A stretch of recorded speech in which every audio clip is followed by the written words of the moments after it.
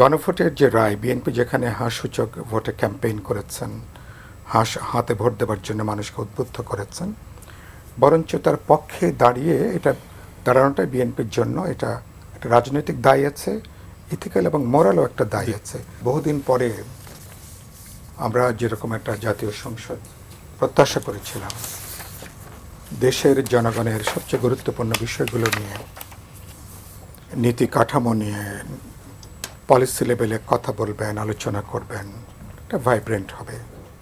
Parliament বলা যেতে পারে মোটামুটি লাইভলি, মানুষও সুযোগ পেলেই পার্লামেন্টে অধিবেশন দেখছেন।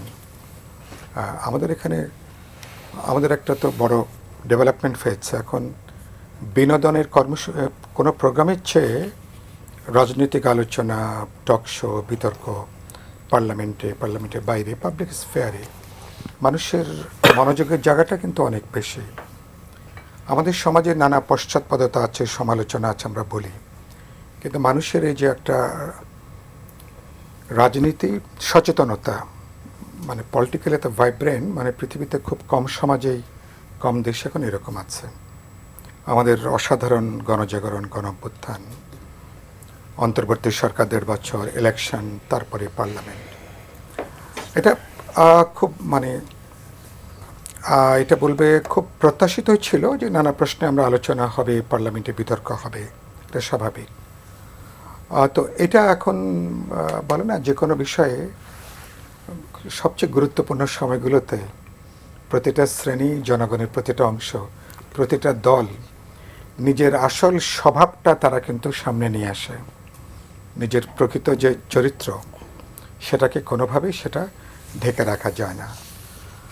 ফলে সে জায়গাটা বিএনপি সরকার গঠন করবার পরে তাদের ভাবনা চিন্তা, তাদের রাজনৈতিক অবস্থান, ফিলোসফি, রাষ্ট্র নিয়ে, সরকার নিয়ে, সাংবিধানিক প্রতিষ্ঠান নিয়ে তারা যেমন নিয়ে আসছেন, বিরোধী দলগুলোর দিক থেকেও আমরা দেখছি তাদের দিক থেকেও যে বক্তব্য আছে।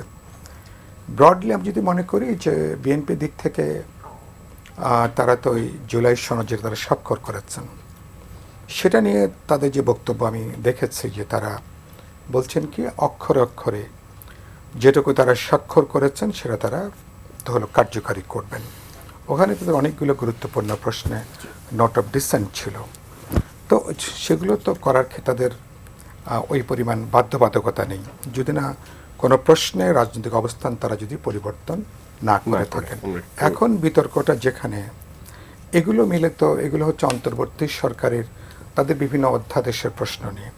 আমার বক্তব্য হচ্ছে সেখানে যে অধ্যাদেশগুলোকে বিএনপির, প্রথমত আমরা যে গণভোটের প্রশ্ন যদি বলি, ইতিমধ্যে আমি বলেছি আমাদের পার্টির অবস্থান থেকে, বরঞ্চ গণভোটের যে রায়, বিএনপি যেখানে হাসসূচক ভোটে ক্যাম্পেইন করেছেন, হাতে ভোট দেওয়ার জন্য মানুষকে উদ্বুদ্ধ করেছেন, বরঞ্চ তার পক্ষে দাঁড়ানোটাই বিএনপির জন্য এটা একটা রাজনৈতিক দায় আছে, ইথিক্যাল এবং মোরালও একটা দায় আছে।